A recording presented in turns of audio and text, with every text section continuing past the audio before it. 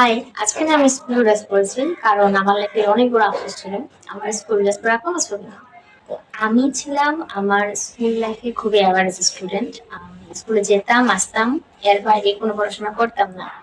আমি যখন ক্লাস 8 থেকে 9 উঠি, তখন আমার রুল পিছনে চলে যায়। রুল 5 থেকে 10-এ চলে যায়।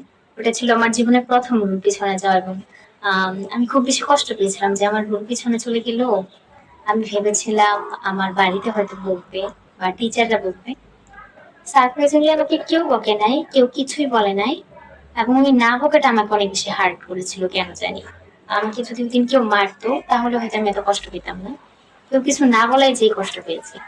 আমার নাই ইঞ্জিনিয়ারিং এর প্রতি একটা ঝোঁক ছিল। বাড়িতে ইঞ্জিনিয়ারিং এর বই দেখে, বাবার বই দেখে দেখে বড় হয়েছে।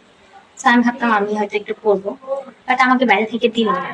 আমাকে বললো যে তুমি রেজাল্ট খারাপ করেছো, সায়েন্স অনেক কঠিন, ম্যাথ ট্যাথ পারবা না, তুমি আর্টস নিয়ে পড়ো। তো সাধারণত যেটা ভাবা হয় সায়েন্স নিয়ে যারা পড়ে ভালো স্টুডেন্ট, একটু অ্যাভারেজ স্টুডেন্টরা পড়ে কমার্স নিয়ে, আর যারা অনেক বেশি খারাপ স্টুডেন্ট ওরা পড়ে আর্টস নিয়ে। আর্টসের যে সিরিয়াল শুরু হয় ওখানে আমাকে দিয়ে শুরু হয়। তখন আমার কাছে মনে হতো যে খারাপদের মধ্যেও সবচেয়ে বেশি খারাপ আমি। আমার রোল ছিল 10। আমি ভাবতাম আমার সামনের যে 9 জন, ওরা যদি ঠিক মতো পড়াশোনা না করে বা ওরা যদি পরীক্ষা দিতে না আসে, তাহলেই তো আমার রোল 1 হয়ে যাবে। ছি, আল্লাহ, এই ভিডিও যেন ওদের সামনে না যায় প্লিজ। সরি, হ্যাঁ সরি। তখন বুঝতে পারতাম না। তো তখন দেখলাম যে না, ওরা তো ভালো করে পড়াশোনা করবে, ওদের পড়াশোনা তো আমি আটকাতে পারবো না। আমি টিচারকে বলি, স্যার আমি তো ভালো রেজাল্ট করতে চাই, কিন্তু ওরা সবাই তো পড়ে, ভালো করে পড়ে।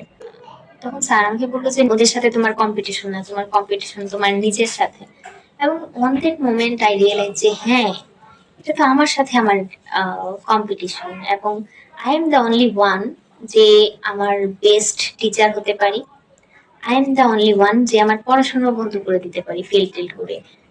আমরা ছিলাম আমাদের স্কুলের 50তম ব্যাচ, এবং শুনেছি আর্টস থেকে কেউ জিপে ফাইভ পায় নাই।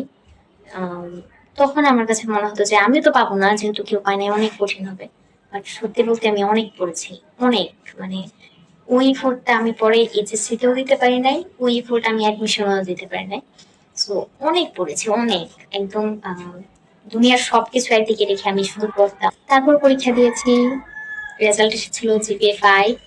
এবং তখন ওই বয়সে মনে হয়েছিল যে হ্যাঁ, কিছু একটা করেছি, অ্যাচিভ করেছি, মানে নিজের প্রতি যে নিজের অঙ্গীকার ছিল ওইটা মনে হয়েছিল যে হ্যাঁ, আমি পেরেছি। এবং ওটা ছিল আমার লাইফে ফার্স্ট জিপিএ 5।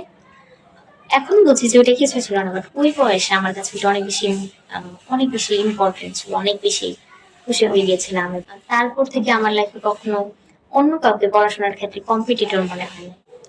আমি যদি আবার আমার স্কুল লাইফে ফিরে যেতে পারতাম, আমি না কালচারাল প্রোগ্রাম গুলোতে পার্টিসিপেট করতাম। আমার সারা জীবনে কখনো কিছুতে পার্টিসিপেট করা হয়নি। এটা আমার অনেক বড় আফসোস কাজ করে। তখন অনেক ভয় লাগতো, এখন তো আরো বেশি ভয় লাগে। কয়টা বাজে? আমার ক্লাস টাইম শুরু হয়ে গেছে, আমার ক্লাসে যেতে হবে।